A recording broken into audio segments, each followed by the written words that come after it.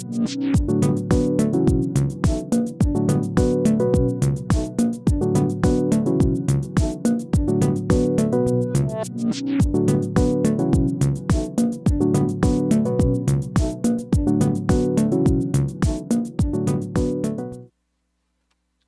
how's it going, everybody? My name's Matthew, aka EZBOT, and we're back with another live stream. This time on a brand new template, one that I call, did I say template? A performance template for the Octatrack. This one's called the hybrid performance template. And in this stream, I'm going to go over pretty much every detail about the template, how to use it, how to get started, and just general workflow ideas. Feel free to chime in the chat, ask questions. I'll get to them as I can. I'm going to go into like deep dive segments where I'm not really going to pay attention to the chat as I'm explaining how certain functions work in the template, so just keep that in mind. This stream is also sponsored by our lovely best friends, DistroKid, your friendly neighborhood distributor for your music, for us like smaller musicians often working with, I think some larger musicians probably working with DistroKid now, but DistroKid's awesome. It's very affordable. We're going to talk about it later and how I use it and how we use it with our compilations in the EZBOT Discord. But let's get back to the stream. And check this out. We have stream with chat disabled for this stream. Oh, that's not very cool. Okay, anyway. So let's talk about this template. The hybrid performance template is a template based off of my other performance templates in the Ultimate Effects template family. And what that means is I've built a template in the Octatrack called the Ultimate Effects template, and I've made several variations of it to cover different genres or different tasks within the Octatrack. The point of this template is to include more sampling in the Octatrack while also being able to process external gear. So what we have in this template is 56 effects, bus compressor on the input so that you get a nice compressed mix of all the audio coming into the Octatrack, an EQ per pattern, an 8-bar live looper with effects like reverse and being able to transition from part to part with 8 bars. I'm finding the 8-bar looper to just completely replace 4-bar loopers for me. They're so much more effective than a 4-bar looper. Although a 4-bar looper is great, having no looper is awful. Trust me, you want a looper in your live hardware setup. It's extremely helpful. Even if you don't use it all the time, just to have it there in case you do need some downtime in a live performance, a looper is really going to help. So this template has the 56 effects, the looper, the EQ, the compressors. It has beat repeats, pre and post effects. We'll talk about all of that. I'm going to give you a demonstration of several of the effects. We're not going to go through all 56 of the effects because I think that'll take up just a massive amount of time.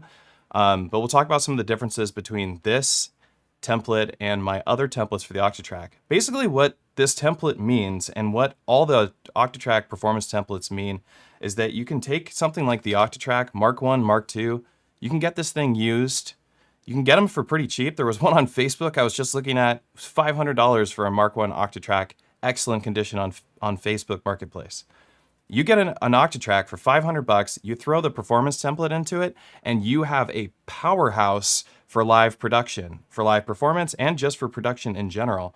Because having effects at your disposal as you're writing your music, you'd be surprised how helpful that is in designing your tracks. Being able to test the sound out immediately is incredibly helpful. How does this sound when I do a drop? How does this sound with a high pass filter and a delay? How does this sound running through a low pass filter?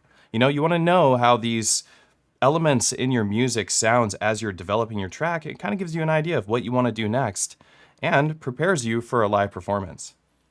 So the way that the other templates in the Ultimate Effects family of templates work for the Octatrack is that you get the template from my Patreon or for coffee.com, you extract the template, you put it into your current set folder, probably called Presets Mark II, in your Octatrack. You just drop it right in there and you just load the project. Once you've got the project loaded, what you want to do is go Project and go to Save to New. So you're going to load it. It's going to say Hybrid Temp PT, which stands for Performance Template 1.01, which is the newest release as of today.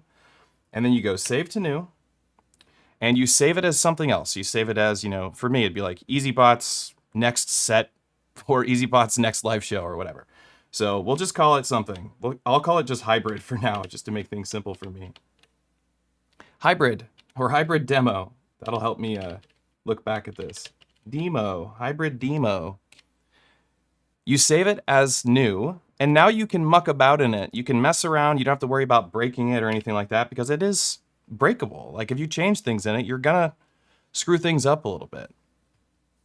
So one of the special powers of this template is that it has 3 flex tracks that you can process stereo audio with.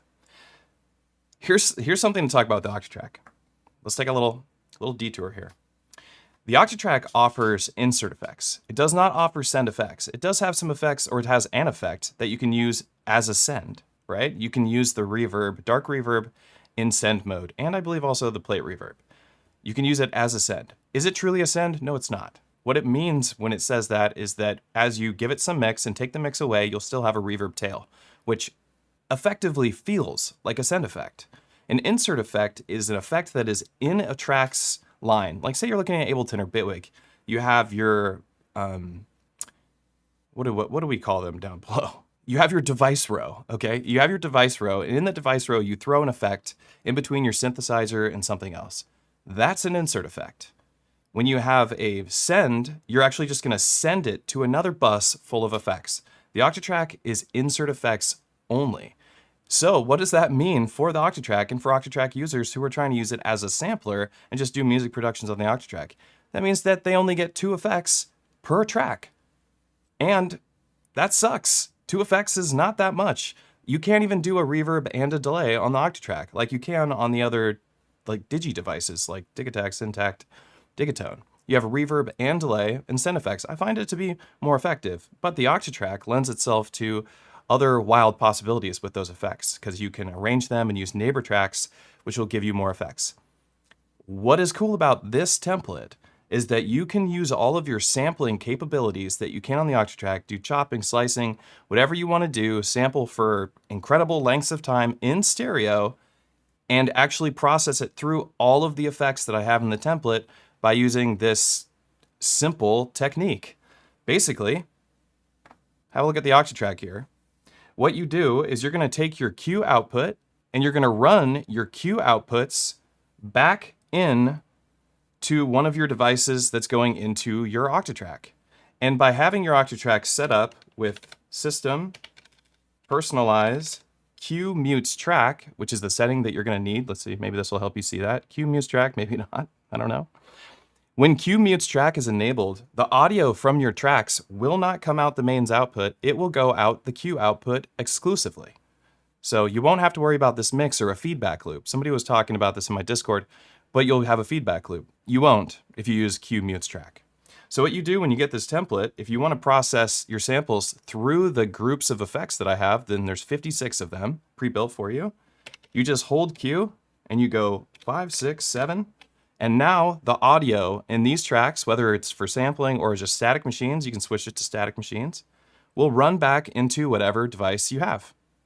And you'll be good to go. No feedback loop. You don't have to use delay compensate or anything like that.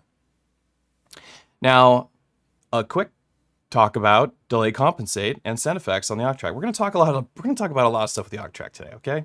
We're going to learn a little bit about the Octatrack during this session. This is not just going to be about this template. Let's do a little educating here.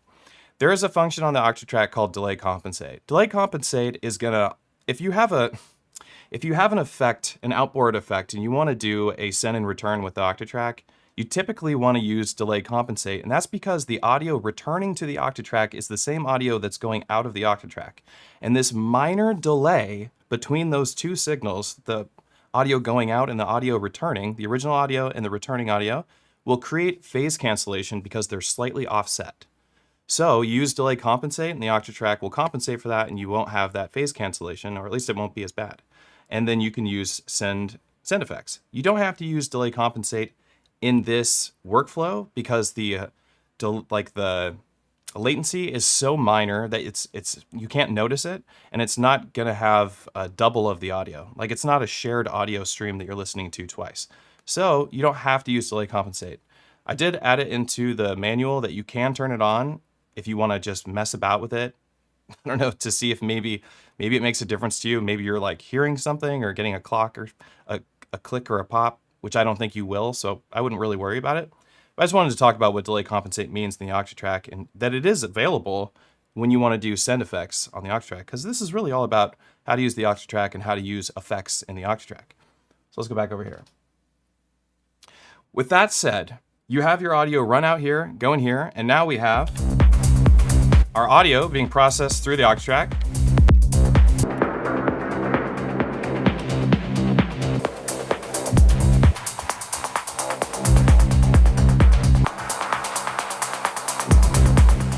These are some of the effects. Now, if I want, because I have Q mutes track on these tracks, I can load up a sample into the recording buffer. These are currently set as flex tracks, but I can load a sample into it like it's a static machine. It doesn't matter.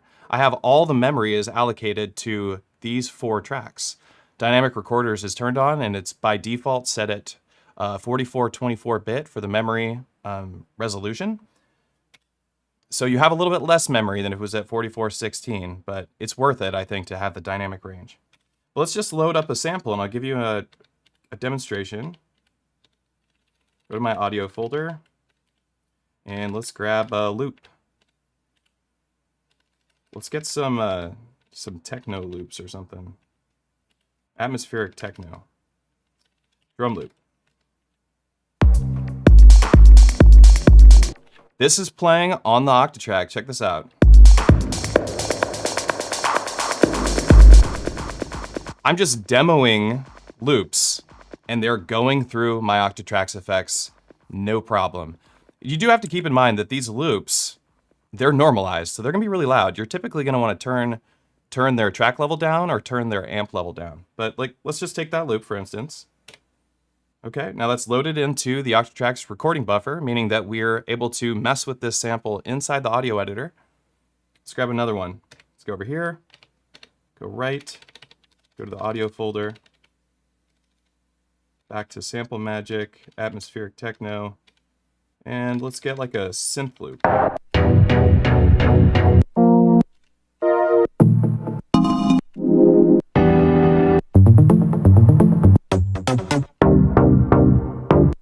That sounds cool.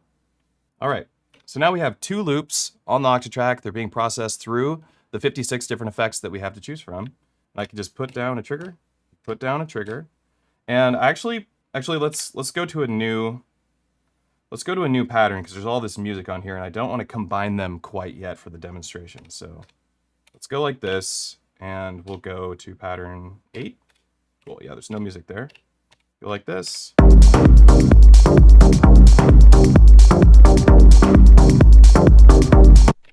I can see that it's clipping, so it's coming out pretty loud right here. And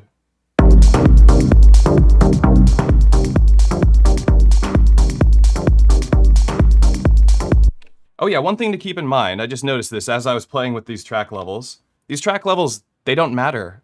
These track levels are the output levels for the main outs. But these samples, they're not going out the main outs. So actually, when you want to adjust the level without adjusting the amplitude, which was what I just did because I was quickly trying to fix the clipping, you actually want to hold Q and adjust the output level. So let's bring them down here and bring this one down.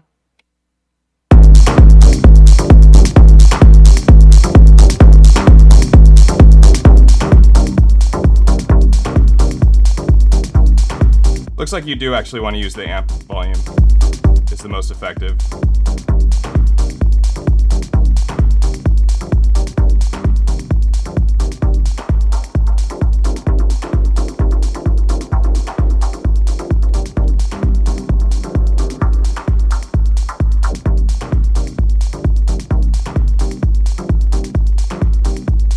We can go here.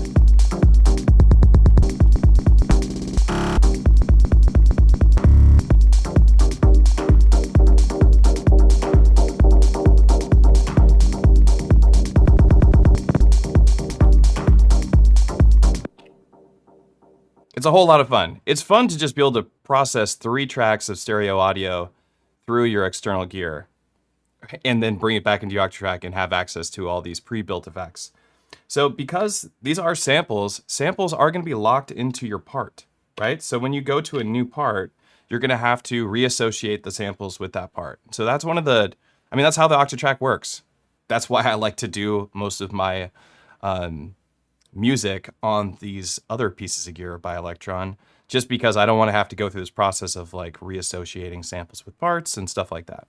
Sorry for that being clipping and that being kind of loud. This template, the reason that I made this template is because everybody wants to still use their Octatrack as a way to chop and slice samples, because it is the best sample chopper there is. There really is no better device out there, in my opinion, that chops samples as effectively and as quickly as the Octatrack. Chopping slices on here is incredibly fun and very intuitive. It's just a very good time. Go into our slice mode, hit yes. Creating slice grids is just a piece of cake. Right? There's nothing that does it this quickly. There are other devices that do slice grids, don't get me wrong. There's plenty of devices out there that have kind of used a similar workflow, but the Octatrack, it just kills it at this. Okay, so let's talk a little bit more about the template. So something that we did learn today, because this is not a template that I use as much, because I like to use exclusively external gear for my music production. I made this for mostly the folks on my Patreon and some people who have messaged me on Coffee, but my Patreon folks have been very excited about the idea of reclaiming some of their real estate and their Octatrack back for sample manipulation. Let's talk about some of the other features. I'm going to pull up the little manual and we'll talk about the other features in this template. So keep in mind what we just learned today. We learned together. Let's stay humble, stay teachable. I'm having to stay humble and teachable because for you to adjust the volume of your samples, you are going to, when they're being processed through here, you are going to exclusively want to use your amp volume to adjust the volume of your samples, and not your track level and not your Q level. Because when Q mutes track is active, it pretty much negates the ability of Q doing anything. I also do have my Q set at +12 here. And I did that on purpose because if you read the manual in the Octatrack, it says in the manual that the Q output by default is set at 100 relative to 128, which is the max track level, right? Or 127, it's the max track level. So the Q output is by default always set a little bit lower. So for it to be at unity, like the other tracks in the Octatrack, you boost the mix of the Q output to +12. So when you're sampling, this will be really effective. When you're loading samples into the Octatrack that are already pre-normalized, it won't be as effective. Hang on a second, I didn't turn this fan on. I don't know how this thing got turned off. It's like 1,000,000 degrees in here.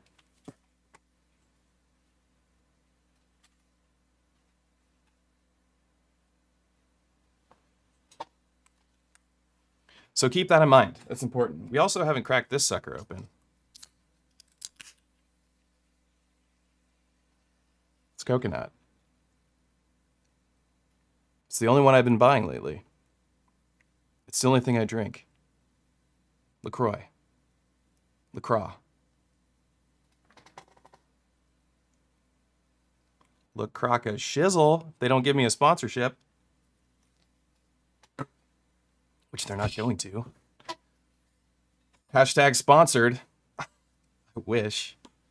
DistroKid sponsored us, and we love DistroKid. I always stumble over like what DistroKid is, but it's a distribution platform. I don't know why I can't just say that. Can I just say that? Anyway, back to the Octatrack. So we have 56 effects, right? And I was just talking about how these this is how you do the sample workflow. Load the samples, set on Q mutes track, run the audio from the Q outputs into another external device. That's it. It's a piece of cake. That's all you got to do. There's no hard work here. Octatrack works as expected.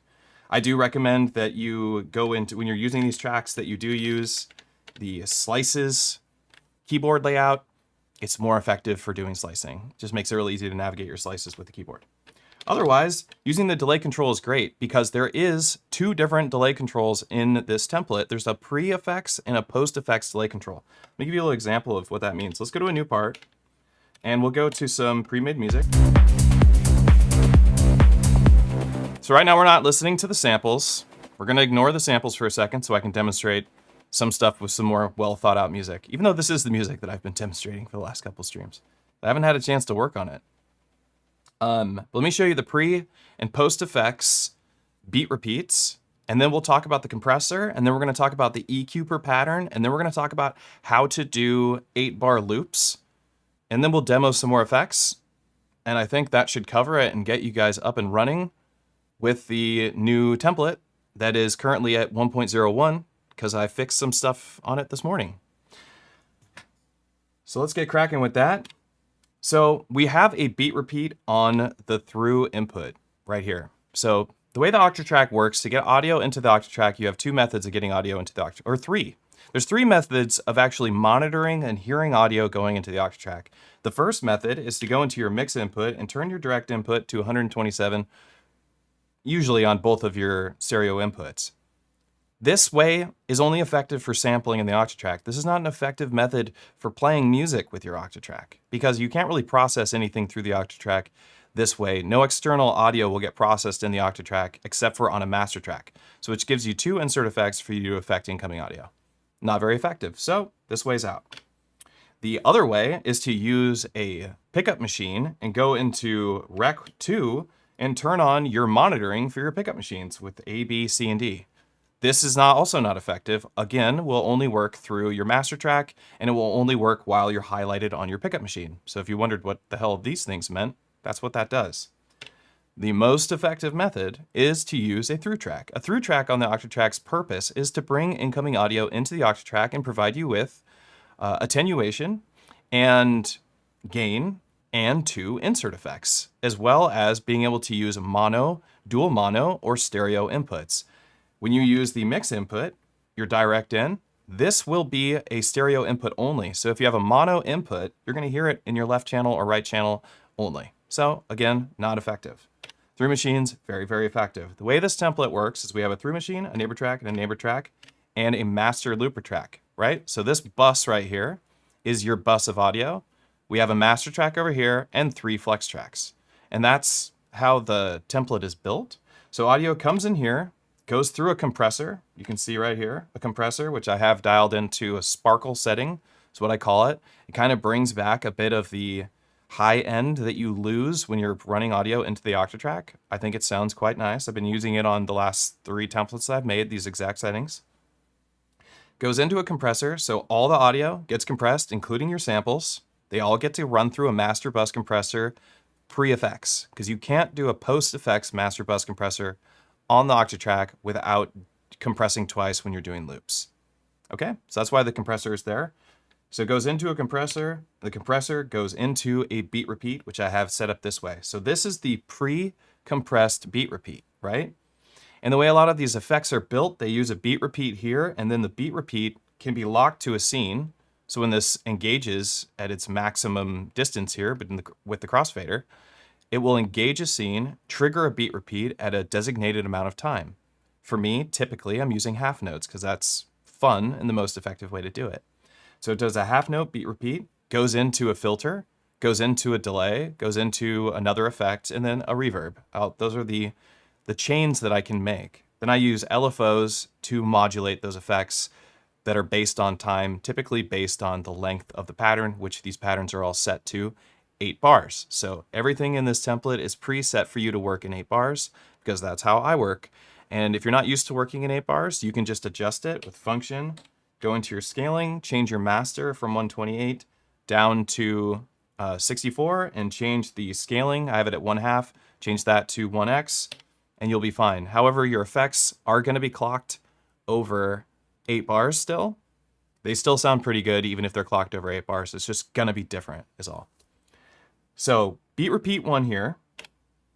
Let's get a beat repeat. This number 9 is going to be beat repeat pre-effects, which means I can lock a loop in and do this. I can do effects and beat repeats at the same time.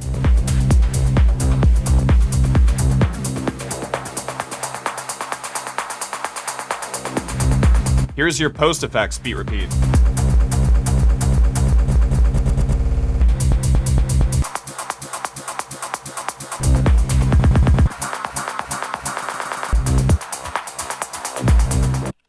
Okay, post effects and pre-effects beat repeats are off the chain. This is a lot of fun to play with.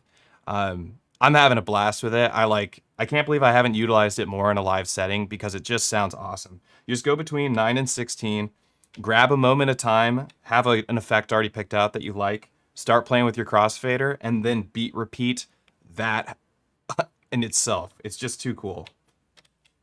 I don't know. You saw the demonstration. It sounds pretty cool. It's a lot of fun to play with. So that's the pre and post effects beat repeats. That's set up on every single part. This whole thing is pre-populated through all patterns and all banks. So you just load it up, start making music, and it's just ready to go. The next part I want to talk about is the compressor settings. Let's talk about the compressor for a second. Because the compressor is on track 1, and I'm also using track 1 to do sidechain pumping, which we'll also talk about here in a moment. So there is built-in sidechain pumping, and there is, and I didn't even know I was going to be able to do it. I didn't think this template would be able to have sidechain pumping, but I did figure out that I can still get sidechain pumping using an LFO that modulates the incoming audio from the C side of the channel. So I was still able to get separation from melody and percussion, but only for sidechain pumping. Typically in my other templates, the effects, they are split across 2 sets of effects. We have an effects group for melody and effects group for drums, and we keep them separate. It makes for better sounding effects. These effects are a conglomerate, kind of. They're all being summed into the drum bus, and I've adjusted some of the effects to just sound good on both sides. However, this is something that'll be like, I'm gonna have to continue to update this one as I find effects that sound better on all inputs together, I guess is the best way I could put it. So back to the compressor. If you want to adjust how the compressor sounds, like if you want to adjust your settings for your compressor, you're gonna have to go into each part and change your settings for your compressor. You're gonna go to track 1, effects 1, and make your adjustments here. And then you're actually gonna want to copy it. You're gonna go copy this page. So FX1, hit copy, and you're gonna go into part 2, hit yes, and go FX paste. So FX1 and paste. And you're just gonna do that on all your parts on a per bank basis. If you want to change the compressor, you can just use my settings if you want, or you can do that. If you want to change the compressor settings on a per pattern basis, you can do that in your step sequencer by adjusting the compressor settings. You hold down this trigger and you adjust your compressor. Now, the disadvantage with this method, I do recommend the first method I told you with changing the compressor settings in a per part basis. The disadvantage of changing your compressor on a per pattern basis is that the compressor settings won't kick in until this trigger is activated. So technically, you'd want to fill every single step with a trigger and then change your compressor settings on all of those triggers for it to just be an immediate and consistent change. So I don't recommend doing that. It is effective still, especially if your song's starting with like some like ambience or something. Maybe you won't notice the volume change, but there will be a noticeable change in your dynamics as the compressor kicks in. It won't change the volume much because the compressor should be about 1 dB in difference from the incoming audio because it's a gentle compression, but you'll notice a dynamic change.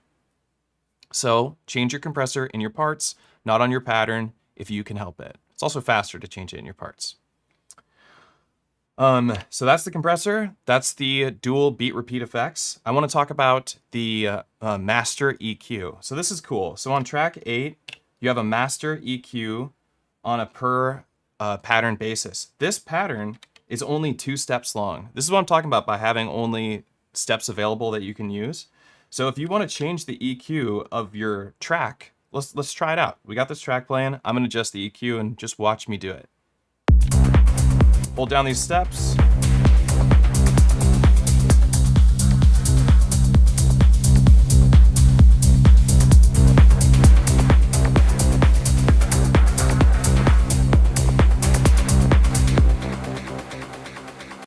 So I just changed the overall EQ of my entire track. This will work on a per pattern basis, and you don't have to make any adjustments to your parts. You just hold down these 2 steps and you make those adjustments, and every single part will follow it perfectly.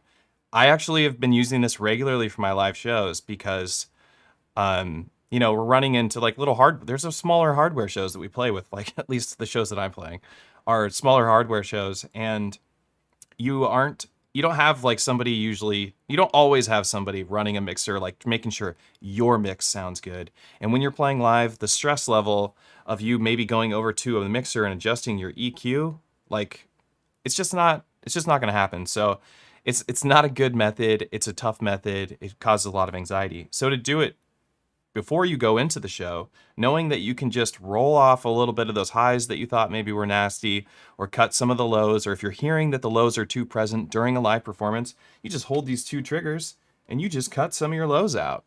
And it's very effective. It's very, very effective. These top sections right here, this is going to change how the low side cuts. And this is going to change how the high frequency cuts. So you can do like, you can get kind of surgical on it. I did choose to use the DJ equalizer because I thought it was the easiest to read and understand, and made the most difference immediately. So I'm going to undo these because I don't need to make those adjustments. But that's how you do the master EQ. It works on a per pattern basis. Extremely effective, a lot of fun, and totally a great thing to have in the template. This is also something that's available in my techno performance template, which is built exclusively for processing external gear. It has the dual input buses with separate effects for each side. It's probably, I don't know, that and the Ultimate Effects template are my favorite templates that I've made, and I've put the most work into them. Like I said, this is a hybrid version of the techno performance template. So it has the same effects from the techno performance template, minus a few of them that I deleted so that you could build some of your own effects using your samples.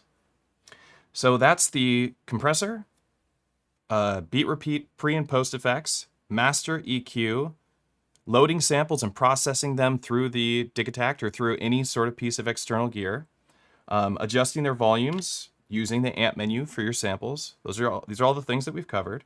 If you want to change through banks of effects, press part and select a new bank of effects.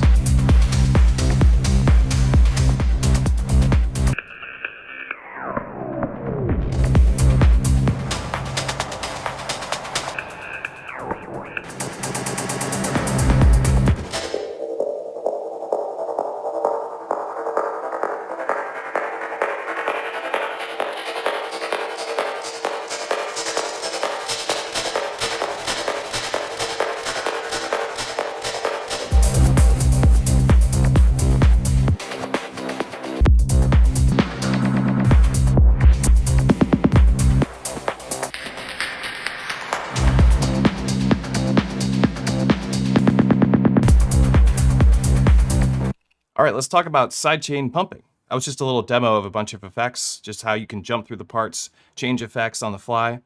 And I also have a surprise coming. I did work with Blake's, who developed a nice graphic for me, and I paid too much money to have these stickers made. They're stickers that will go on your Octatrack. They look very, very nice. They tell you all of the effects for all 4 parts on the Octatrack, and they fit right here. And on the side of the panel, it says techno, and it's got this nice graphic of the Washington mountain skyline, however you put that. Anyway, that's going to be available at modbang.com soon. It's going to be worth picking up. It's going to make understanding where the effects are a lot better. I'm going to put it on my Octatrack. I can't wait, because I'm always like, what effects am I using? There's too many of them for me to memorize. All right, so let's talk about sidechain pumping, and I want to talk about this how lucky I got with sidechain pumping. I was getting a little perturbed trying to get this to work, and then I just kind of stumbled upon this. I didn't even realize you could modulate the incoming audio. I didn't even think of it, but it can be done, and I did do it. So when you want to do sidechain pumping, what you do is you go to track 1. Typically on the other templates, you go to track 5 and you adjust LFO 1. For this one, you're going to go to track 1 and you're going to adjust LFO 1 here. This is where the sidechain pumping is going to take place. So you can see it's modulating the source volume. It doesn't even tell you what source. You just have to know that the source before it was C and D. So the next effect is C and D's source volume. So when you want to do sidechain pumping, you can do it 2 different ways. You can either turn it up this way. You can hear it doing its thing. No sidechain, sidechain.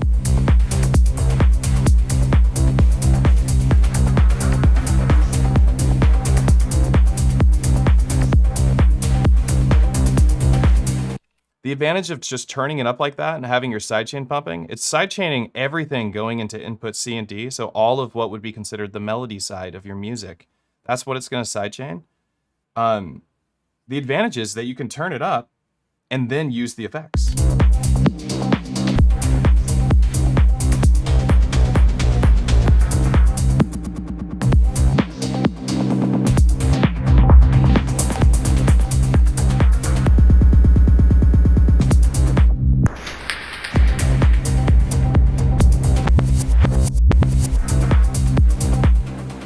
And you can just turn it back down. There is an effect called auto pump, which is number 6 on part 4, party. And this will just automatically engage the sidechain pumping. And then as you crossfade back over, it'll turn sidechain pumping off. So here it is, sidechaining. Sidechain off, sidechain on.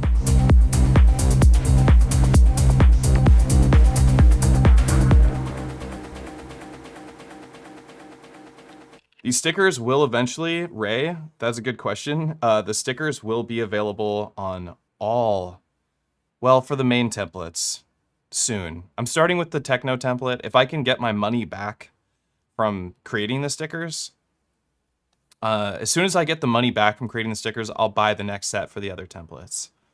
But I don't want to buy a bunch of stickers that nobody buys. So that has to happen first.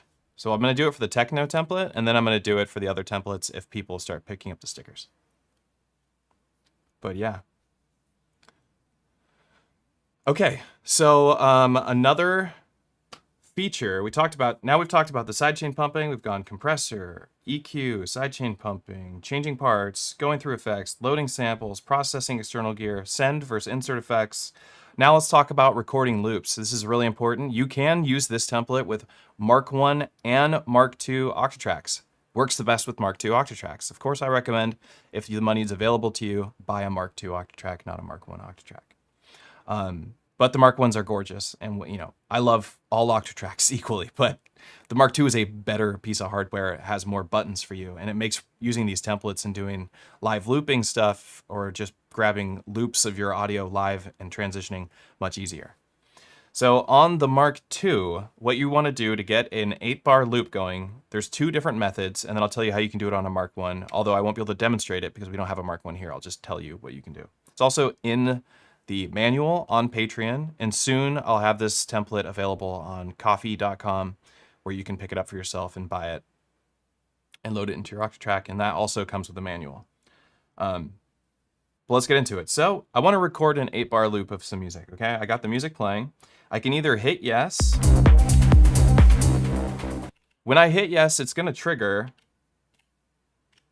a one-shot record trig, right? I hit yes, so it's activated that one-shot record trig. That's why it's bright yellow. When it's active and it's functioning, it's going to start blinking. This means that trigger has been used. It needs to be rearmed. So consider the ammunition for this trigger spent in the current moment. So if I hit yes, it'll rearm that trigger. You don't have to be in your step editor to do this. You can just hit yes, and it will arm it. It is the only one-shot trig in the Octatrack, so it's not a big deal. So you can hit yes, and then after the pattern has concluded, it will loop back over, start recording, and you'll see this little plus symbol appear where the F is. Let me see, maybe this will help you. No, I don't think that will. You'll see this little plus symbol where the F is, and that will tell you that you're in the midst of a recording. If I hit yes now, it will initiate the recording immediately, which is not a bad thing. So if you ever stop your music, like maybe you're sitting in a beat repeat, you stop the Octatrack, hit yes, and then hit play again, it'll start recording immediately. Then you're gonna wanna hit Rec 3 twice.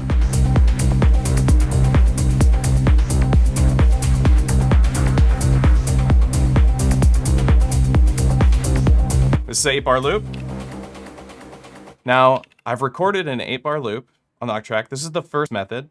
Let me just go back over these steps really quick. Oops, you can't see my face. Let's go over the steps really quick on how to record an 8-bar loop. Method 1. Method 1 is while you're performing, you hit the yes button, you wait until you see the flex track on track 4 begin its recording. As soon as you see this happen, you must be highlighted on track 4. I recommend that you have quick record mode active. I have it active in the template, so it should be all right. You if you don't have quick record mode active, or you don't like record quick mode or whatever, you're gonna hold track 4 and hit rec 3 2 times. If you have record quick mode active, you're just gonna hit rec 3 2 times. Mind you, this is after you see the plus symbol started. If you wait and let the recording go past 8 bars and then you hit rec 3 2 times, you will record a 16 bar loop as opposed to an 8 bar loop, and it will work flawlessly. You'll record a 16 bar loop.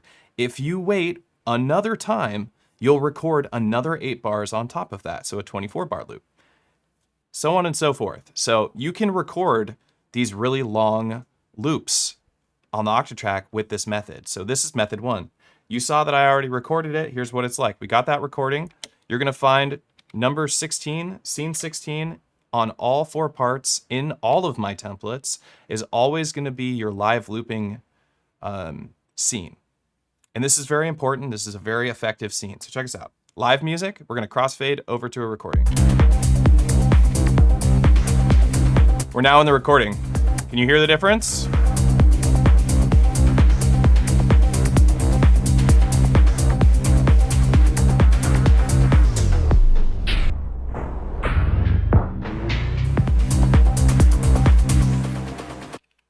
Eight bar loops, they're amazing. You could let that go for a while. While that's happening, while the 8 bar loop is active,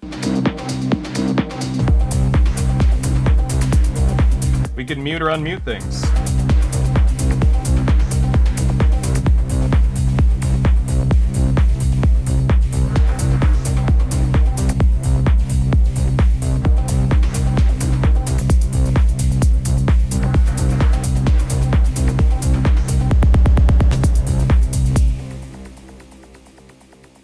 So that's one of the abilities of live looping with an 8 bar loop, or with any loop at all, is that you can stop paying attention to your live performance, let the audience listen to your 8 bar loop, because it is unity gain and it's in stereo and it sounds identical to the audio that you came in with or you brought into your Octatrack. And you can change things around. You could even move to another pattern. You can change tempos. All of that is totally available to you. So one of the other fun and effective things you can do with grabbing an 8 bar loop or grabbing a loop of live audio for your audience to listen to is that you can actually record all of your different effects. So let me show you method 2 for recording an 8 bar loop into the Octatrack using my performance templates. And while that's happening, we'll record me playing with these effects live, and we'll create a variation of our pattern live that the audience listens to, which is great because it will sound different than the rest of your music. Also giving you downtime to change things out on your Octatrack, or change things out on your external gear and or your Octatrack. You could change samples. You could slice samples if you wanted. You could just slice them up in your Octatrack. All sorts of different things you can do during these downtimes of these live loops that your audience listens to. So method 2 for recording is you have your music playing. The sequencer must be running for method 2. Highlight track 4, hit rec 3. It's gonna wait until the turnaround of the pattern. So it's gonna wait until the beginning of 8 bars. It's gonna happen right now. Here we go. It's recording. And now hit rec 3 one more time. Once the recording started, you have to wait until the recording starts. It'll stop recording after 8 bars. And then we can transition over to our pattern. I'm now transitioned over to an 8 bar loop. Let's take some elements out, some obvious elements.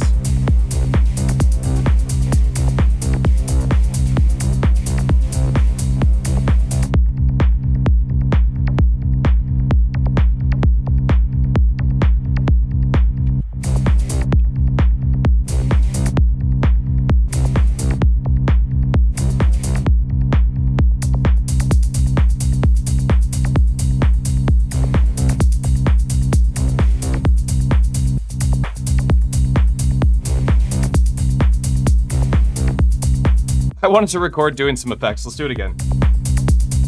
Recording.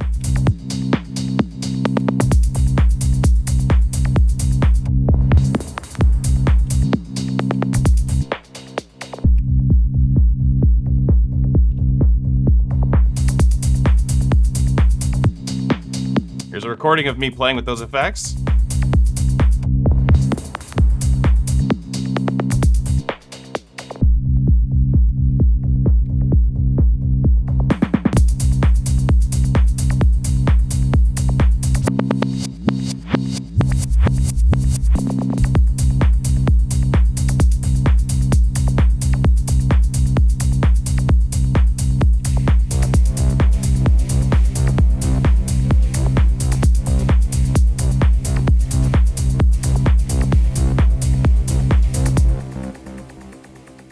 So that's method 2 for recording an 8-bar loop, and you can see how cool it is and how effective it is for playing with your music live and manipulating stuff.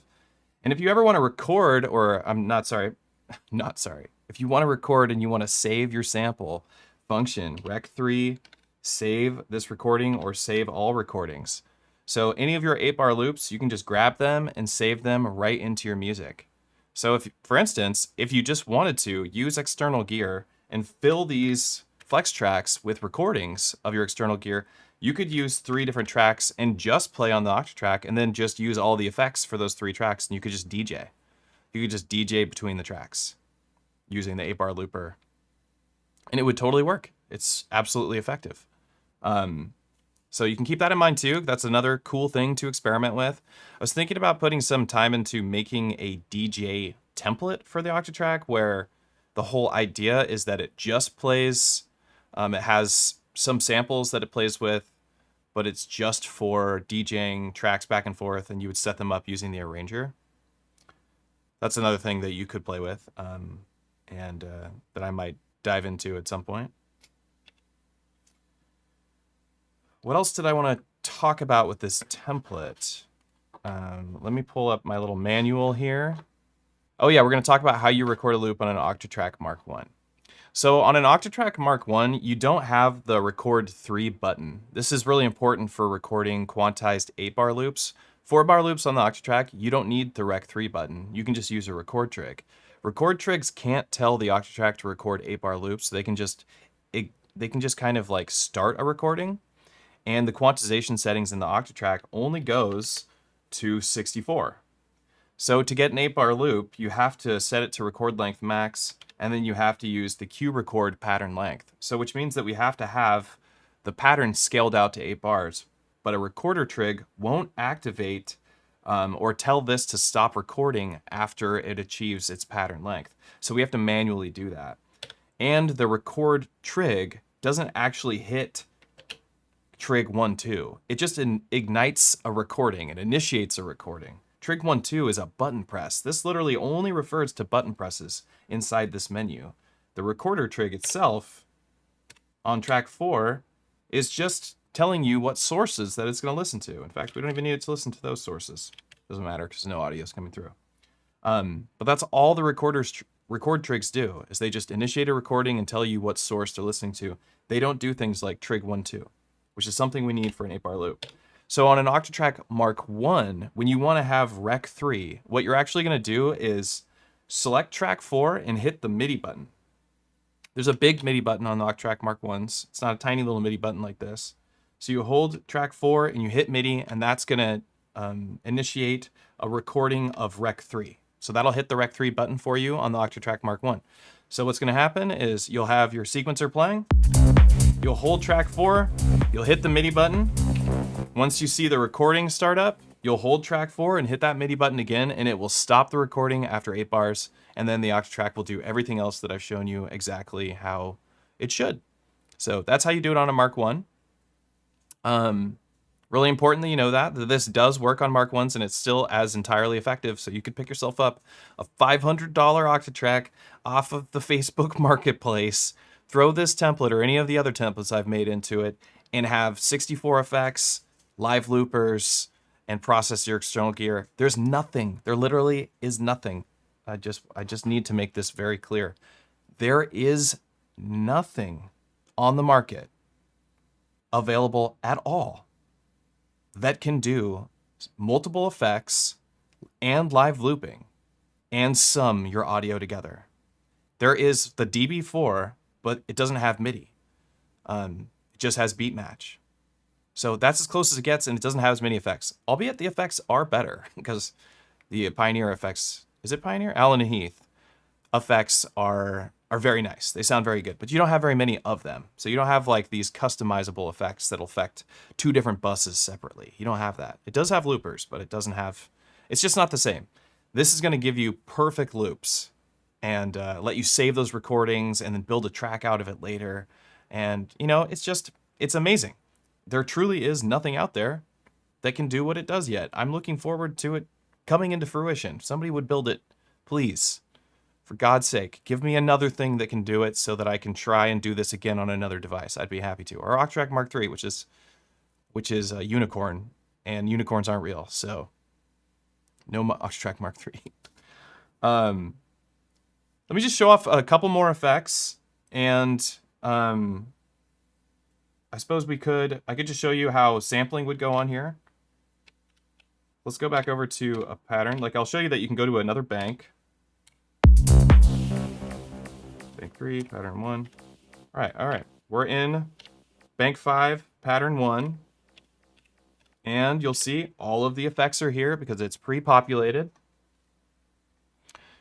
We have all the effects. We're in bank 5, pattern 1. And everything is going to work exactly as you want it to. We have all of our effects buses, all the settings set up exactly as they should be. So all banks, all patterns pre-populated for you. Again, get the template, save as new, work in the save as new template, and just keep the original on there as one that you recall when you want to start a new project. I also recommend that you write all of your music in the same project. Don't jump from project to project to project because it gets in the way of finishing music.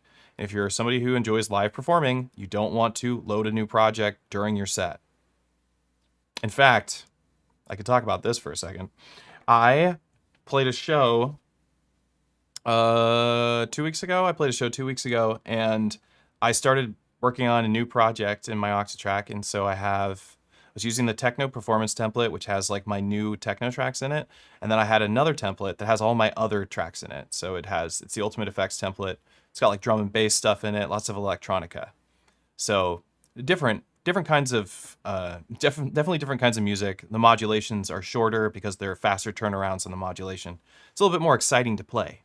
The 8-bar stuff is for like, we're gonna play on techno, like you have to have patience with techno. You have to have a lot less patience with electronica. You can go nuts on effects with electronica. At least that's what I found. But anyhow, so I'm playing a show and I need to transition from one project to the next project, right? And I had a looper, an external looper, just for this single downtime moment. And I forgot to hit yes on load project, moving to the next project. This is literally the guy who's making these templates still failing at loading projects live, because it's just really hard to stay focused and to think about that stuff in a live performance.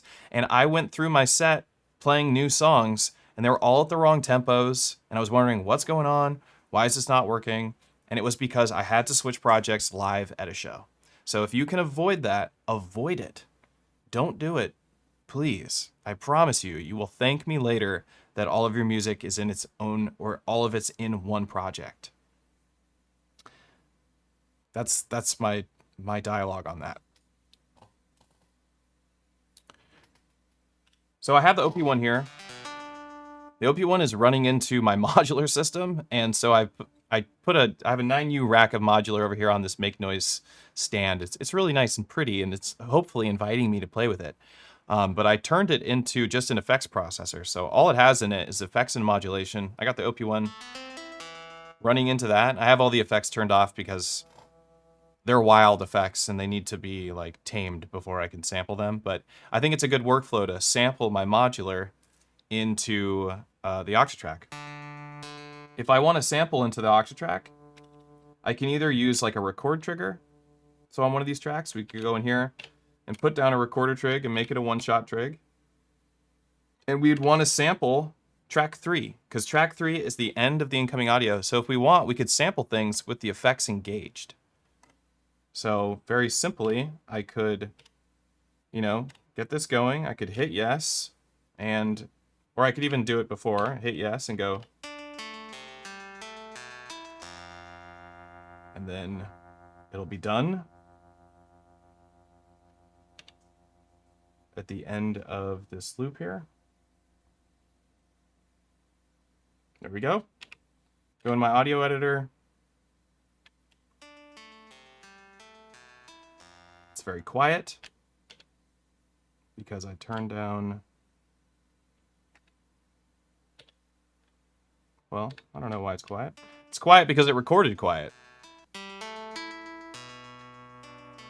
But if I want to, I could normalize it Or I could just give it a gain adjustment here. Oh, here's why it's quiet. It's at 0. Plus 12 will bring it back to unity. Oh, here we go.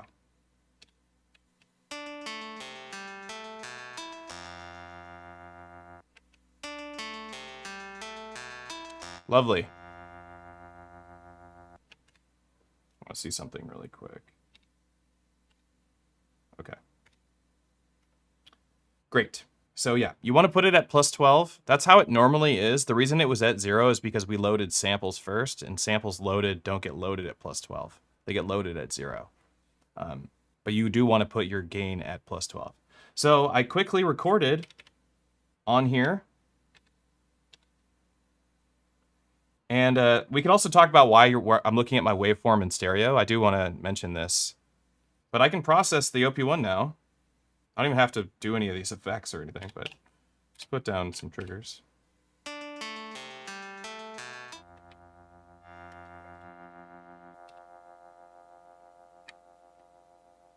Make this pattern shorter if we want.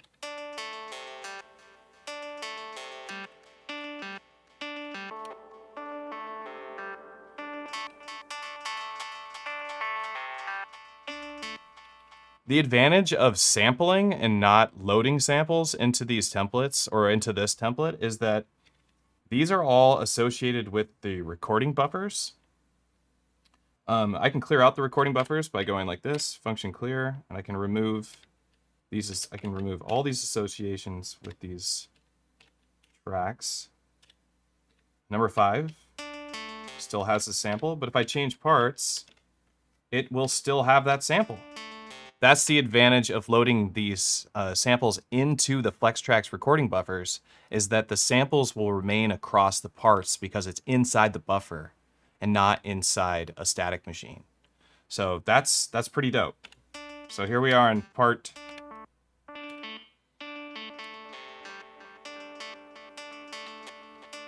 2. Let's go part 3.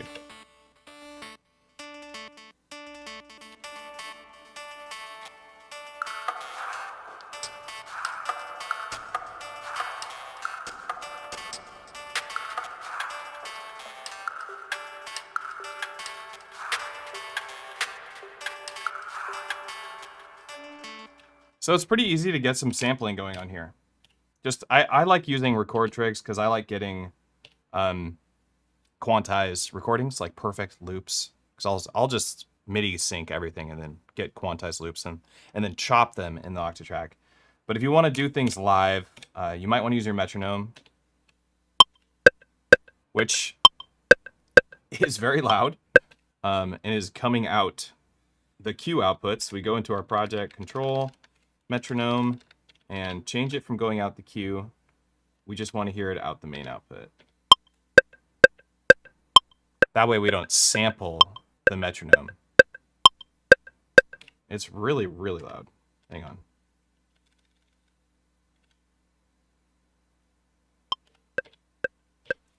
So I could go back over here.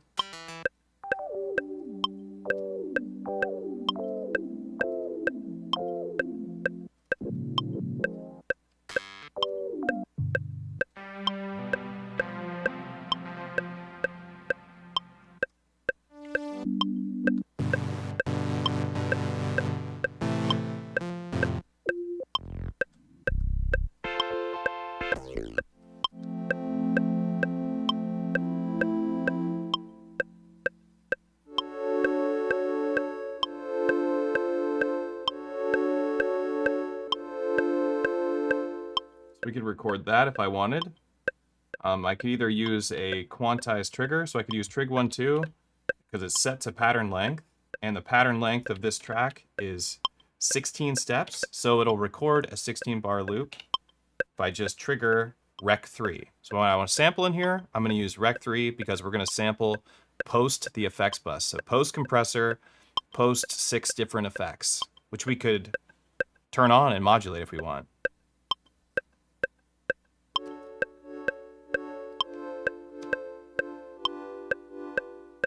Maybe I find it.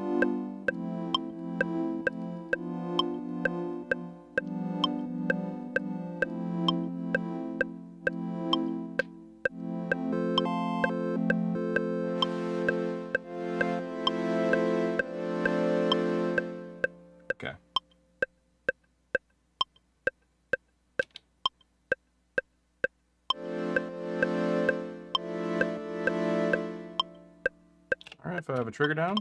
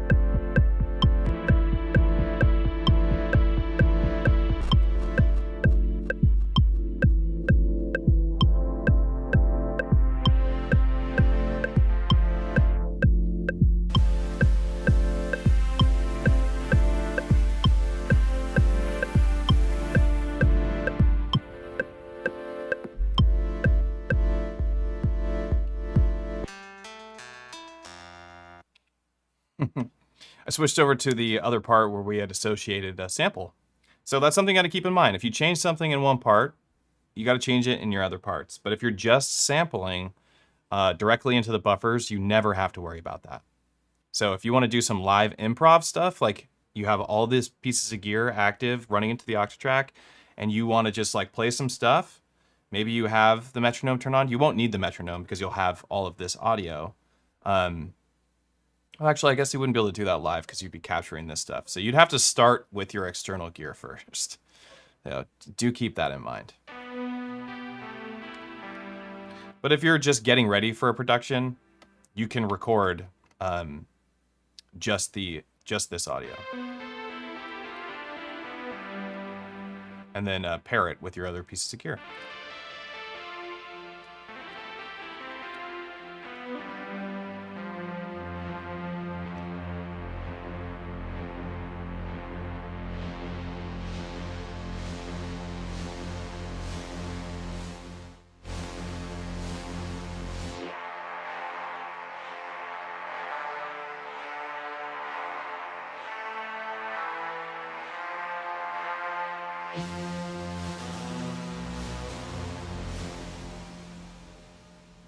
Yeah, this is how the hybrid performance template works, 1.0.1.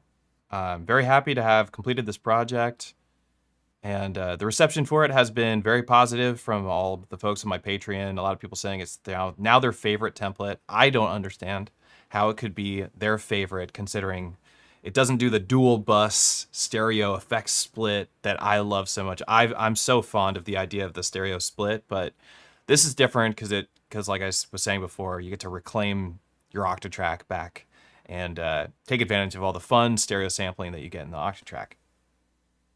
I hope you enjoyed this tutorial. This tutorial will stay on YouTube and not become private. I will have links to it on Patreon. This is also being pumped directly live into Patreon for the first time. I've never done that before, so hopefully that worked out for the Patreons watching it there. And you can join my Patreon. It's very affordable. Patreon pays for these templates. Basically, what I mean by that is that the Patreon supporters that I have, they fund this YouTube channel to exist. They allow me to not go and be a tech worker or a drug counselor, which was my other job before doing all this stuff, and focus on things like building effects templates for the Octatrack. So if you love this kind of stuff and you want to see more of it, consider joining the Patreon. The minimum join cost is $4 a month. It's pretty slim. All Patreon tiers get the same stuff. So even if you join at a higher tier, you're still going to get the template. You join at a lower tier, you're still going to get all the templates and all that sort of stuff. There is a private lessons tier that you can join and meet up with me once a month. That being said, I do a lot of private lessons. I do about 4 or 5 hours of private lessons a day, and you are welcome to join that as well. I love teaching. You can visit EZBOT.live if you're interested in that, or you can join the Patreon lessons tier, which I think is full, but you could try. I think one person left recently, so yeah, somebody might want to snag it. And those lessons are a lot of fun. We go over the Octatrack, we'll go over the Digitak, the Dicatone, the Syntact, Bitwig, Dirty Wave M8, modular, Polyend stuff. Any of it. I know it all pretty darn well, and I'm happy to share my experience, strength and hope with you in regards to those pieces of equipment. I don't want to keep this stream too long because I want to do some other stuff today. I've already spent like a bajillion hours on this morning. I woke up, got straight to work on this. I finished it last night, but then I decided I needed to make some changes and updated the manual. So I do want to let you go. I am going to, before I do that, I am going to start now paying attention to the chat. So if some people want to ping me right now with questions, I'm going to pay attention to chat dialogue, and then I'm going to log off. Oh, wait, I do have to do my DistroKid. Sorry, this stream is sponsored by DistroKid. So Patreon funds this, but DistroKid also funds it. And I just want to talk about what DistroKid is real quick. So DistroKid, woo, DistroKid, we love you. Let's go over to DistroKid really quick. So this is DistroKid. I'm in private browsing mode so that it doesn't show my account because it always skips over this. DistroKid is an online distribution service that you can access from your home computer. It's incredibly cheap. $22.99 to upload unlimited albums and songs to all of your favorite streaming platforms. Imagine trying to upload a song to these without a distribution service to all these platforms. You would spend the next couple weeks just doing a single song. It would be an a terrible experience. Trust me, it's a terrible experience. So DistroKid's so cheap, $22.99. I do have a link down below that gives you a very minor discount. However, some of that discount money goes into my pocket for sharing DistroKid with you. So if you want to help me out in that way, go for it. It's not very much money, so it doesn't bother me if you use it or not. But it is really cheap anyway, $22.99. Get your music onto all the different platforms. They offer an incredible amount of services, which I talk about pretty regularly on my live streams because DistroKid sponsors 2 of the streams every month. So if you want to know more about that, you can watch some of my other streams or just visit anybody else who's sponsored by DistroKid. There's a bajillion people out there like me doing similar things. DistroKid supports a lot of artists. One of the things I really like about DistroKid, besides that they help you get your music out there and help some of us smaller, quote unquote bedroom artists, even though I don't like that term. It's so difficult to get out on a label. You can literally start your own label on DistroKid. You could make your own label, and they'll also help you make your own website. So it's like, if you really want to take your music seriously, they're kind of a one-stop shop to get that all done. I don't know of any service that offers all of those services at such a competitive price point. Like, it's just so cheap to use them.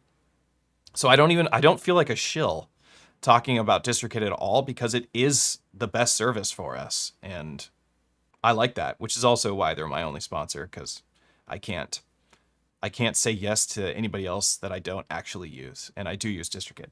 So check out DistroKid if you're interested in getting your music out on all your streaming platforms. And you got to finish your songs first, so figure out how to do that. That's hard. Finishing your songs is tough. All right, let me check these questions. Can recommend sign up for DistroKid from live stream last week and already self-release your first song. What? That's amazing. That's really cool. So pumped to get some downtime and play with the template. Hell yeah, dude.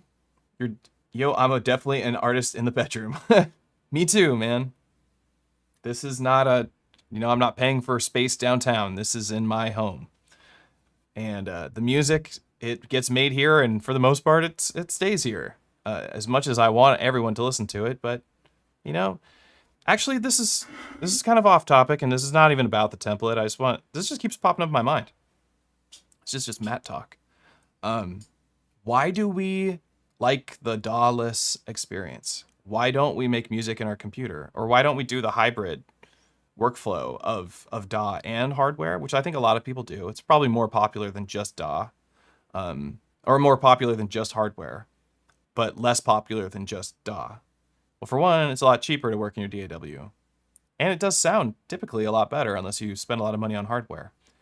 The reason why I think that we choose this experience, programming all these buttons, all these lights, as Tron 1984, futuristic sci-fi, quantum leap, Star Trek as it is because it's not about getting the best track out to listeners. It's about having a good time. This is about having a good time. It's about my experience making music. not necessarily your experience listening to my music. It's my experience making that music. If you listen to it, awesome. Thank you. If you don't, I don't care.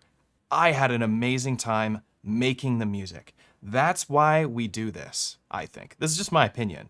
So I don't think there's an advantage to DAW-less music. In fact, it's wrought with disadvantages, but there's that huge advantage that I get to have a good time. So instead of playing Call of Duty Modern Warfare 3 for 4 hours, I sit here and do this because this is like playing video games. This is my good time. And even though I do like playing video games, I have a huge Steam account. I do. Don't get me wrong.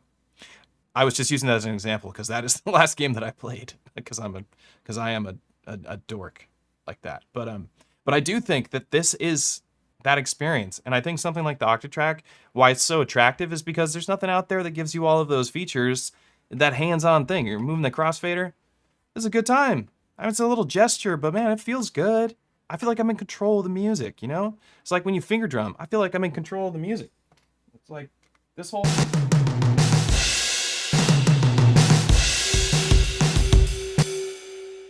I love doing that. I like tapping on the drums. You can do that with your computer too, but I like it when I could take it with me, like a 404 experience.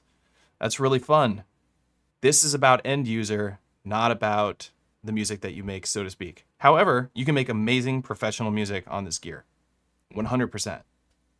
Do you want to bring it into your DAW and process it with some nice plugins that are probably on sale right now because it's Black Friday week? Yes, you do. Because these, particularly the Octatrack, needs a little bit of polish, right? It's old. It's an old device. Anyway, I feel very strongly about that. Maybe I'll make a whole video on it. I don't know. That'd be very Venus theory of me. That's kind of a topic that he would cover, I imagine. But I do have thoughts. I do think more than just thoughts about the Octatrack and Elektron and stuff like that. Actually, I'm not in a rush to get off the stream. I don't want to... We're not going to do a demo, but this is the Polyend. This is the Polyend Play Plus. And I've been covering it in dog hair because I think that's cool. I think dog hair is cool, and you should decorate your home with dog hair and dander and stuff like that. This is an interesting device, and I have a plan because it's the only thing I know that generates patterns for me so quickly with a bunch of different sounds. Like you just load a bunch of sounds into it. Now that it has synthesizers built into it, I think that I might try a workflow with it, with the Octatrack. So this would be the drums, and then get like a external synthesizer. Maybe I'd use the synths in it too. They do sound good. They're like surprisingly good sounding synthesizers. I know people draw a lot of comparisons now to this to the Deluge, because of course it's, you know, taking a lot of cues from the Deluge. Like, who are we kidding, right?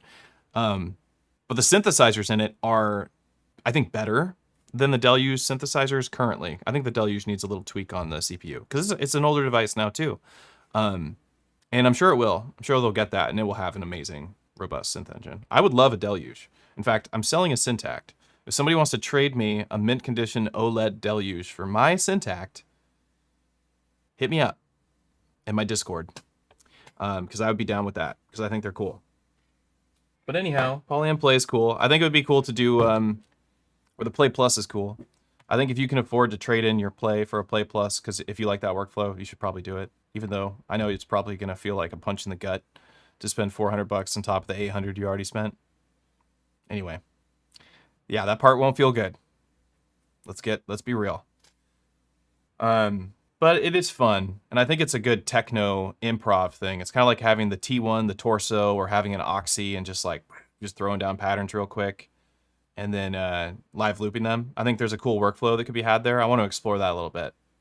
I also really want that S4 by Torso. That S4 sampler? That looks really cool. I think that would really be great to pair with a modular system. I can't perform. Kinga says, I can't perform with Ableton like I can with Electrons. That's a fact, Jack. So I've been playing with my Push 3. I played with it yesterday. I have it over on the other side of the room, like hooked up with some drums and stuff, because I was just, trying different workflows. I got a lot of gear, right? I work at the synth shop. I do a YouTube channel. There's a lot of gear. You know, I don't get sent a lot of free gear because I don't do gear reviews, so my channel doesn't get like tons of free stuff like a lot of other channels get. But I don't even get free shit from Elektron. How lame is that? I know that Elektron, I know you love me, and I love you too, but send me some free stuff, please. How about a t-shirt? I'd take a t-shirt. That'd be cool. Or a hat. Just give me, I don't know. Whatever. Give me something. Shit, well, what? I was just about to talk about something.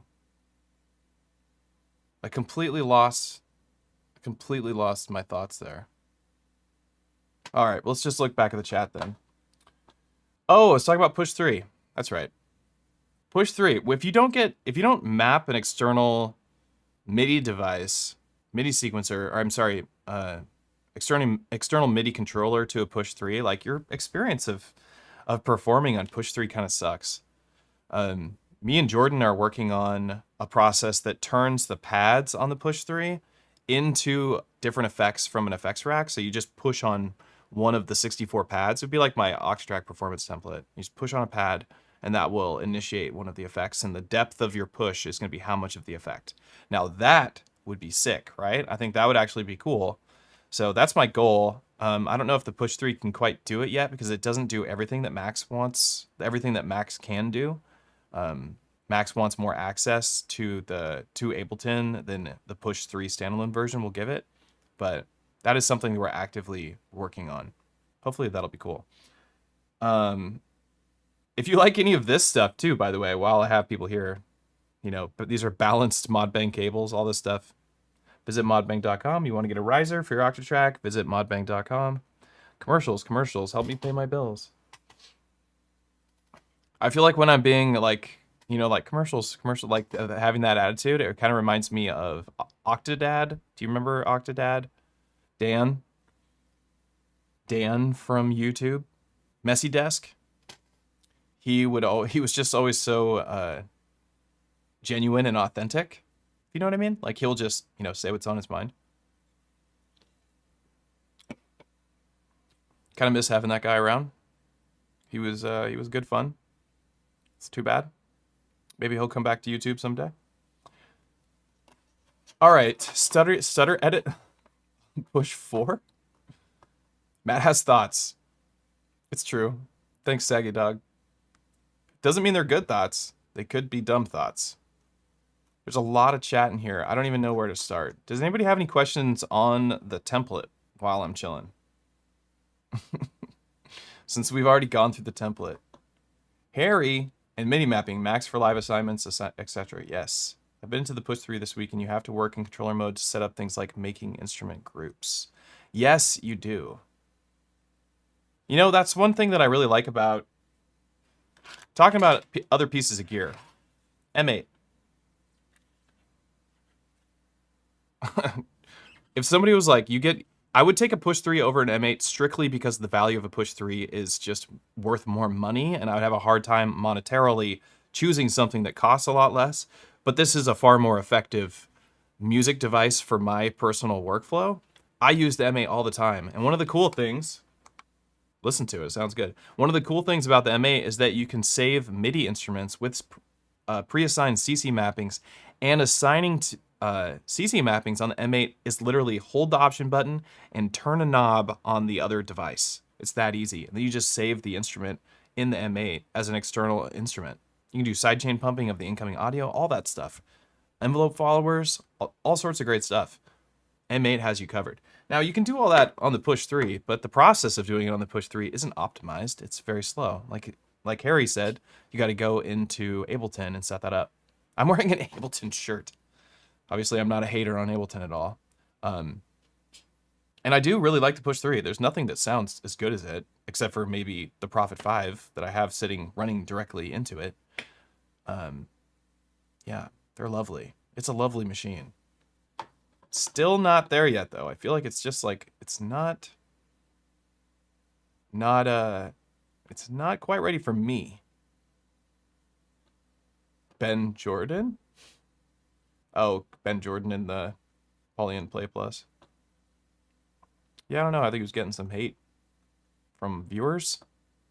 Oh, people are so entitled to their... to quote myself, the audacity of anonymity. That's what I think of when I see people post like shitty remarks on YouTube, on my YouTube channel or on other people's YouTube channels, and I like click on them to see if they're like actually YouTubers. They have no videos or anything. It's just their YouTube account, and they post like, you suck, or this sucks, and that sucks, and this is terrible. And I'm just like, what the hell? I'm like, are we just driving through traffic, just yelling at cars? You know, when you're in traffic and somebody cuts you off and you're so pissed, but you can't do anything but yell. It's like the internet lets you yell at people and they hear you. It sucks. I'd rather the windows be up. I don't want them to hear me. I don't want to hear them. I don't want them to hear me either. I don't want to do that. The audacity, the audacity of anonymity. It's very frustrating. The audacity, our favorite DAW. Hopefully you don't have any questions about the template, honestly, because that means that I covered it well and that you probably already know how to use some of the other templates. APC-40 Mark II are harder to get. Why wouldn't you want an APC-40 Mark III? Aren't the APC-40 Mark IIIs better than the Mark IIs? When I saw, what was it? Was it Sylvan Esso? Maybe it wasn't Sylvan. Maybe it was Sylvan Esso. They're using an APC-40 Mark I, and I guess that's the coveted APC-40. Those Mark Is. Rip Octadad. Well, I'm sure he'd be happy to hear that we were chatting about him. Mike Morton, I have a hybrid setup with live push-to APC, MIDI fighter, Octatrack, and I never look at the DAW. Feels like DAWless. That's awesome. That's awesome. I like that. Push 3 has to be looked at like a huge groove box. Also, the devices like the OT need a lot of thought and years of programming. Thank you, Matt, to get the best results. Maybe. I've made my first tracks in Audacity, just the sound generators, effects, and lots of audio editing. That sounds like a whole hell of a lot of work. New one is APC-64. Oh, my Audacity. Blake's would love a hybrid of the ultimate template with looping and all. That's what this is. This is a hybrid of the ultimate template. What do you mean? Tell me, Blake. Blake's? Blake's? I never know if I'm saying your name right. I'm assuming it's Blake's. Maybe it's just Blake? I don't know, dude. A 4-bar looper. Yeah, okay. Only just the template not looked into detail properly, but how do I access scenes 17 through 64? Good, okay. We got a template question. Let's answer Holt Ender Rob. He's the ender. He's at the end. If you want to go into the other sets of effects, there's 64 effects slots. You press the parts button and you just use the arrow keys to select a different group of effects. All of this stuff is outlined in the manual that comes with it in the zip file. So it will make it clear for you, but just to show you here, if I want to change effects.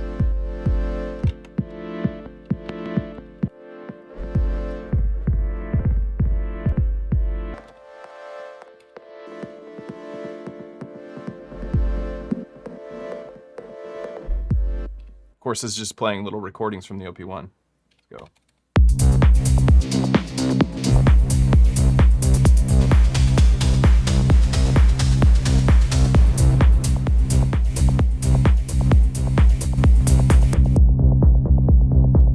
So you want to go to a new set of effects? Go to another part.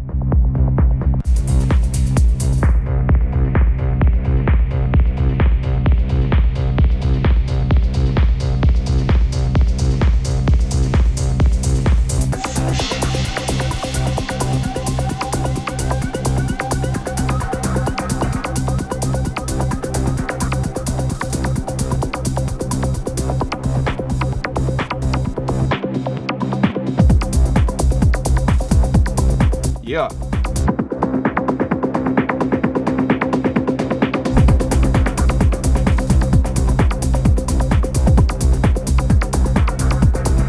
Just hit part, select a new set.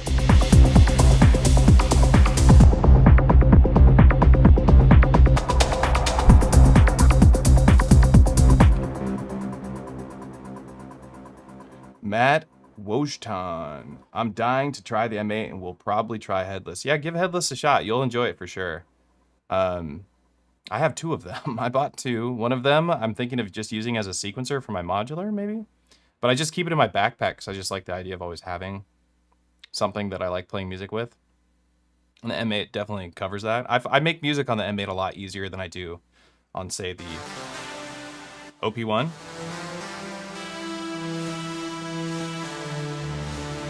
I did make this patch in the OP1. I do like it.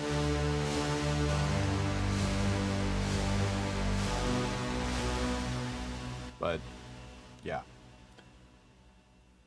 You should come over to Europe to some old school street rave party. We would install you on a truck followed by dancing people. I would love that. Yeah, you like this?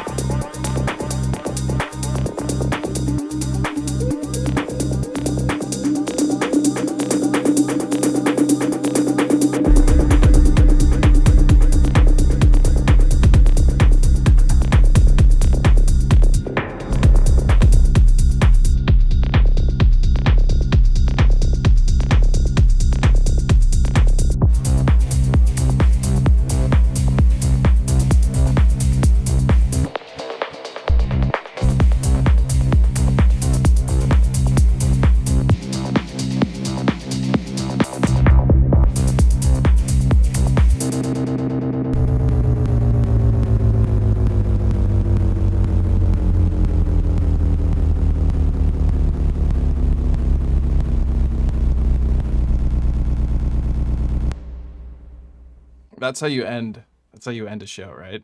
I love that. It's like a really, really slow tape stop. Like a shaker full of meatball bearings. Saggy Dogs, what did you think of the new Chaos pad? I think it has some really great sounding effects. It's really easy to sample on. I don't like that it has RCA. I don't like the 2 USB jacks. I think that they're going to add to the firmware to make it more usable, more user-friendly for live performers. I think it sounds great. Honestly, I think it sounds very good. The build quality is exceptional on it. It's very heavy, very robust. I think it's a little bit too much money for what you get right now. But I'm going to do a demo on it later in a couple weeks. I'm waiting to see if they do like a firmware update or something. But I'll show it off. I have one over here because I did make their release video for the Korg channel. I've been talking to them a lot about things that I think would make it a lot better. They did choose me to do the production because I work at a synth shop and I am friends with many companies like Korg and Roland and Moog and Polyend and Elektron because I have to work with them for the synthesizer shop. So I made a relationship with them that way. But partly they wanted me to work on that because I can do demonstration plus video editing, but I also know live performance effects, right? Because I do the Octatrack stuff. So to me, it seemed like a good pairing for me to work with. Hopefully they do some, maybe a price adjustment or something. But I think for certain people who, like the folks who don't mind spending $2,000 on an OP1 field, I got a discount on OP1 because I work at the synth shop. But for folks who don't mind spending that kind of money, like they're going to pick up the Chaos pad, the Chaos Replay, and they're going to have a great time with it. Because it is a lot of fun. The effects are really fun. There's just no doubt about it. They're fun like this is fun. You know, it's just a good time. What are you going to do? Live performance effects are a blast. I like finishing with a 98% feedback delay with a flanger and just let go on and on. Yeah. Or you could pick up 2 SP404 Mark IIs. You could, but what do you want to do with 2 SP404 Mark IIs? I'd like to, we can have a conversation about that later. I do want an SP404. And my buddy was selling one for like 300 bucks. I do think that somebody made a video, it was like Digitac perfect pairing with SP404. I forget who did it. But I agree, I don't agree, I agree, I don't agree. I think the best pairing with your Digitac is an Octatrack. That's the best pairing. Build your own effects. Sampling. Elektron workflow. Pattern changes. All that stuff. It's all totally viable with your Octatrack. So I would probably do that. I like this track. It's different every time I hear it.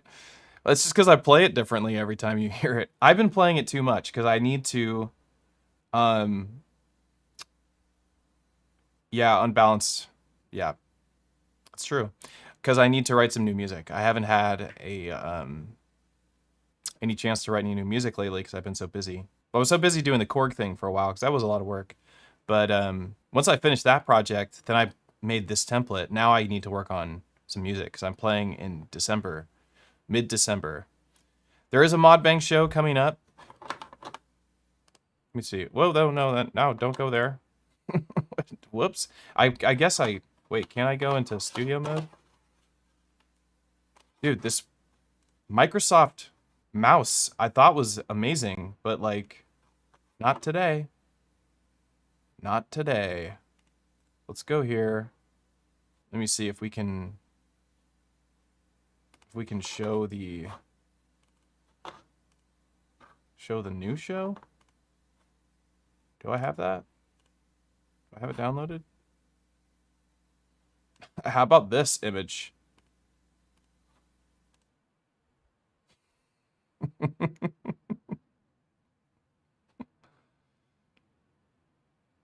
What do you think of that?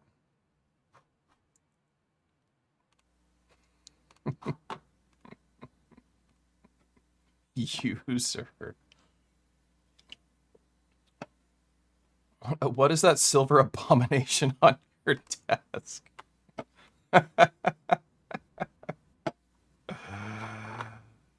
Oh, man.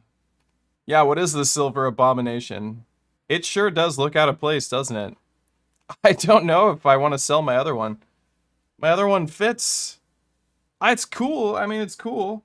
You know what I will say? That people were like, well, what's different? I think it might have more presets in it. It has a lot of presets. Like, a lot of presets. But, what I do like about it is that the buttons, I don't know what it is about the buttons on this one. They feel better. They feel better than my other Syntact. They feel better than my Digitact. There's something about them. They feel really soft. I don't know. It is kind of an abomination. This is a metal faceplate that they just stuck on top. Like, it's not... These units, they have a faceplate on them, but they're all painted the same color. There's no paint on this one, so you can actually feel the cut on it. I don't know if I like that part very much. But, I do like it. It has some value, I guess. I don't know. It definitely looks different. Get a room. You like the silver? The silver makes the tone, yeah, it makes it sound better. Yeah, I didn't want to get all 3. That just seemed overkill to me. For my budget, for my life budget, that was a bit much, but I did like this little bugger. Hello. I like finishing. Okay, no, not that. Have you been able to send bank changes to the DB01?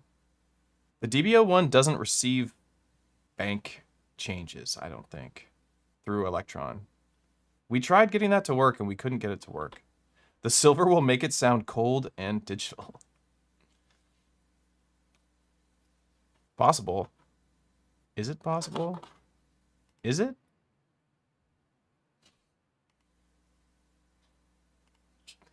This is my response to you, Kinga. Let me see. Can I adjust this so that it fits the whole screen?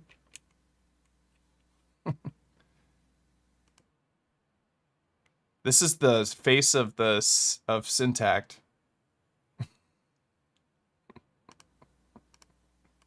Syntax Silver.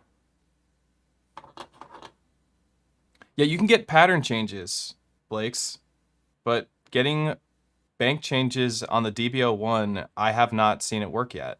That has been...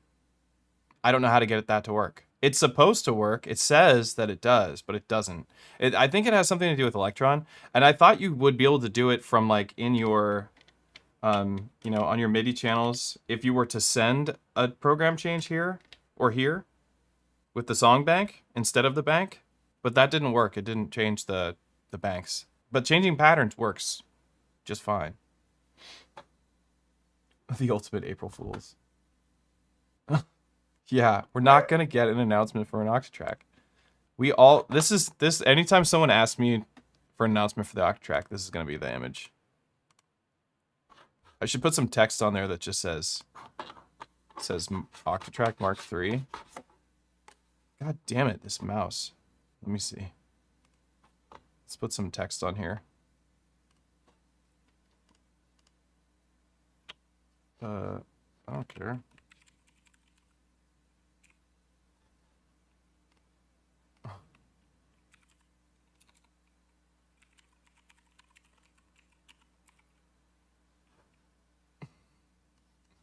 Select a font. I do like Arial. It's a good font.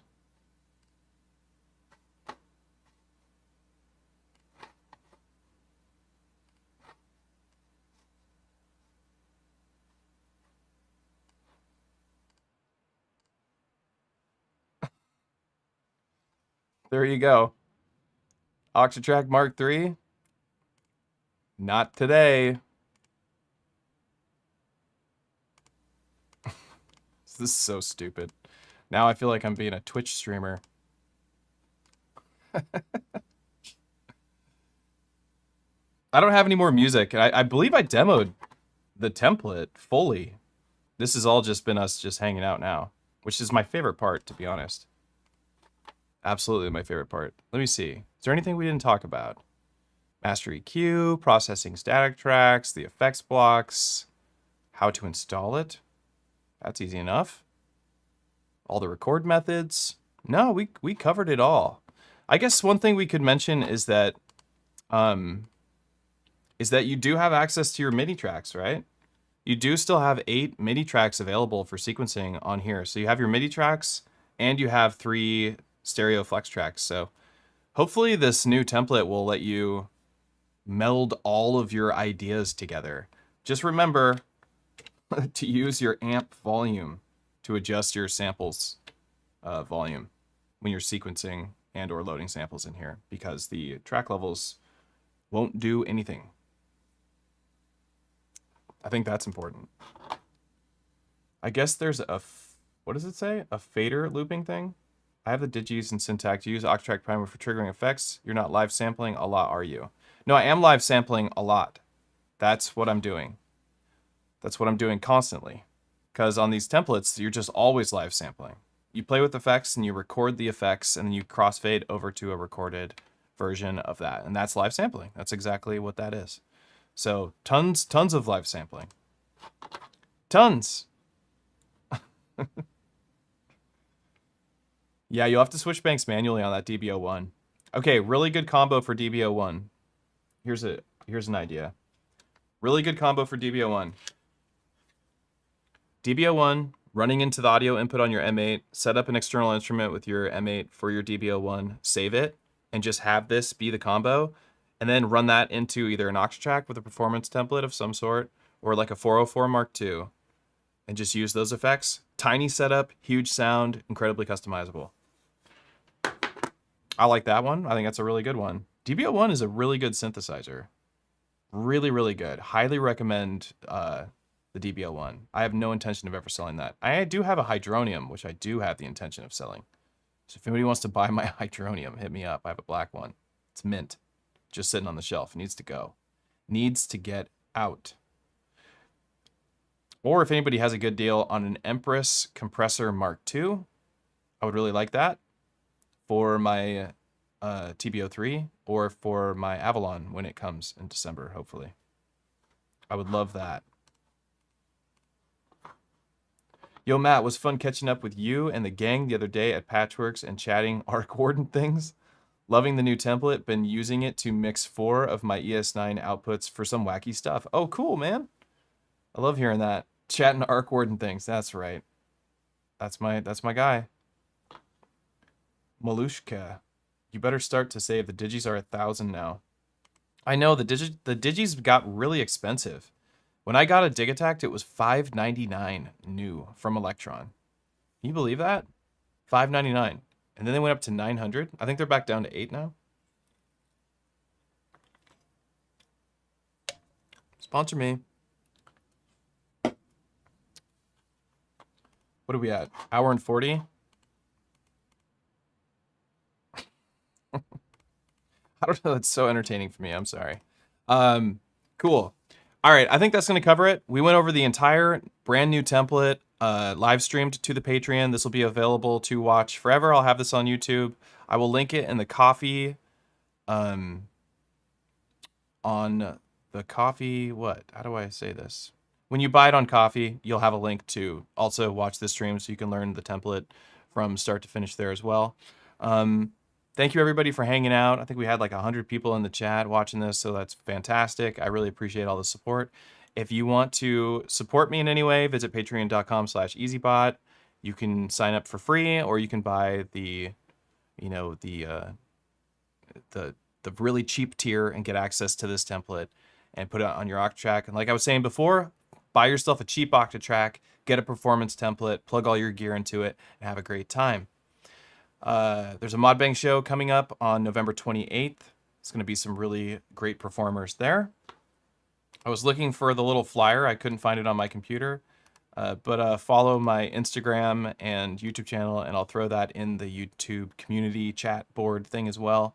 So you'll be able to see that. You should check that out. Visit my Discord. It's completely free to join. I'll have links to that in the comments section on this live stream. Besides that, I'll see you all next week with another episode of Elektron Talk. Take care and enjoy the template.